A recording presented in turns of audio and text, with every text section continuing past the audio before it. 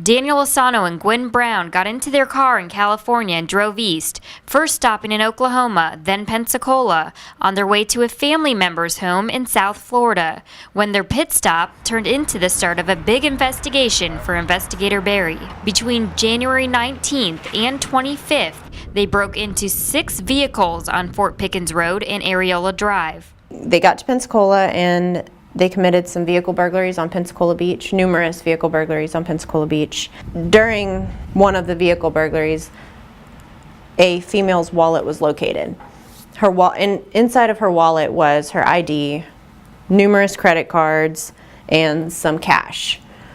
Enough cash to buy them a hotel room on the beach for a few days. That wallet gave the suspects just what they needed to continue their crime spree, opening a bank account, cashing stolen checks in the victim's name. They basically completely stole this woman's identity and ran with it because her car doors were unlocked and she had her wallet, ID, and credit cards in her vehicle. After the burglaries on the beach, they headed east, but not before committing numerous crimes in the city.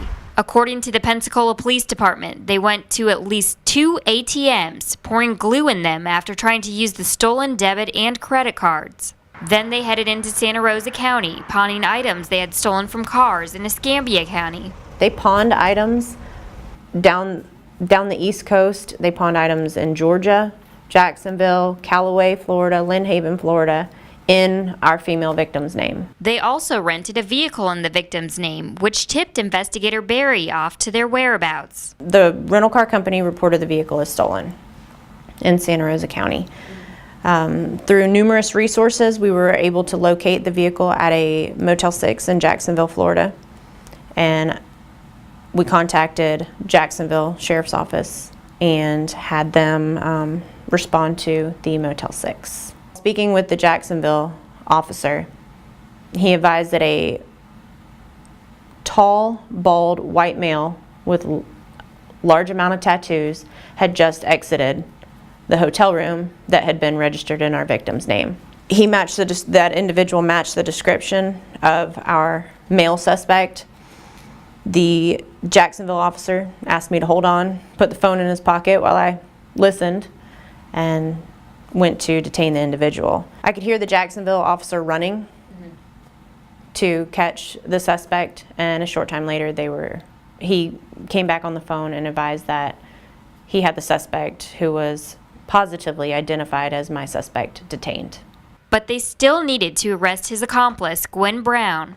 They were going to attempt to make contact with the female in the hotel room. They made contact with her in the hotel room and she presented my victim's ID as her own. He questioned her about it and she said, yeah, that's me.